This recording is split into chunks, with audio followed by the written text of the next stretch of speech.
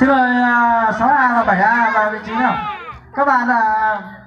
Các bạn cổ động viên chúng ta đứng xa ra, tránh trường hợp có tác động trực tiếp vào trận đấu.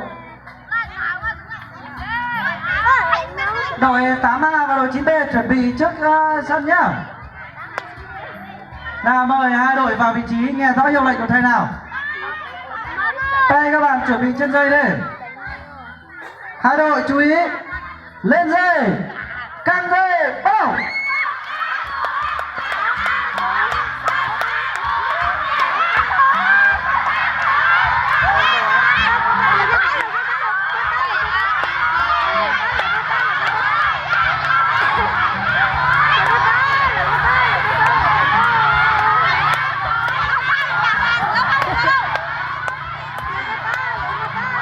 Đề nghị các bạn cổ động viên chúng ta chú ý nhé, không vào gần nhá. Nghe kìa đấy thôi. Rồi chiến thắng chung cuộc thuộc về các bạn 6A, xin chúc mừng các bạn 6A. Vậy là giải nhất của khối 67 thuộc về các bạn 6A, xin mời các bạn về mổ mừng ăn mừng luôn. Xin mời hai đội chúng ta ra khu vực râm mát để nghỉ ngơi.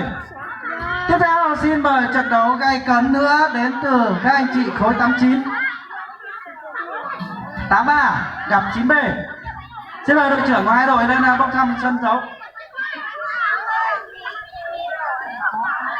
8A đâu?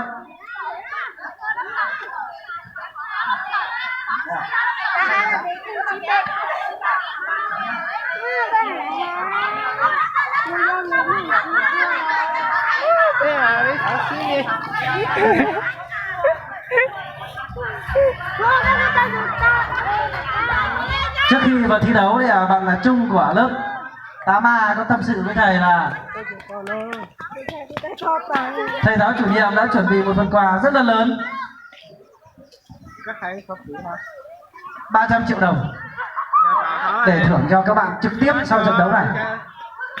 Các bạn lớp 9B thì đã có sẵn một vườn rau để nhổ chuẩn bị liên hoan. Xin mời hai đội vào vị trí.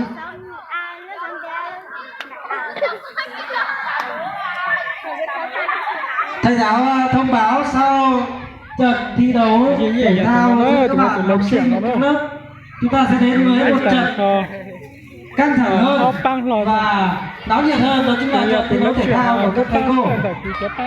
Sau trận này xin mời các bạn về sân bóng chuyền để chúng ta cổ vũ cho trận thi đấu tiếp theo. Sau đây xin mời hai đội vào vị trí. 8A sẵn sàng chưa? Có thắc mắc gì với Tân không? 9B thắc mắc gì không? Cần gọi người không? Hào hai đội chú ý, lên dây, căng dây, bắt đầu.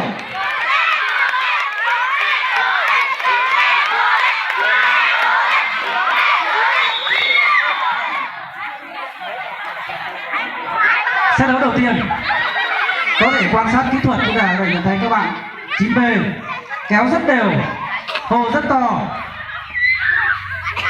Mặc dù là được sự may mắn của bạn Trung bốc thăm cho đội mình lọt trực tiếp vào chung kết, nhưng mà các bạn 8A có lẽ là chưa chuẩn bị trước và chưa lường trước được sức khỏe và kỹ thuật của đội 9B.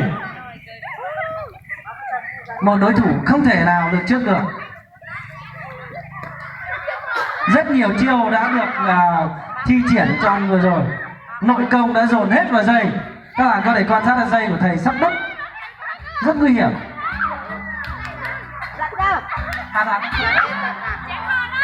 Thả dây rồi thì em ơi. Hai đội có cần nghỉ ngơi không? 9A 8A nghỉ ngơi không? Không, chúng ta vào thi đấu luôn. Vâng, có thể nói là sức trẻ, có thể thi đấu liên tục. Hai đội chú ý, chuẩn bị, lên dây, căng dây, bắt đầu.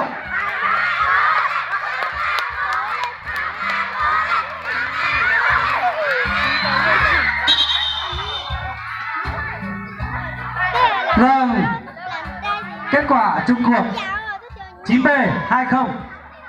Đây là giải nhất của thể lệ thi đấu nữa, khối 8 và khối 9 thuộc về 9B. Giải nhì thuộc về các bạn 8A. 8A ở hôm nay về sẽ phải chi trả một khoản tiền để trả cho sự may mắn bốc thăm của bạn Trung.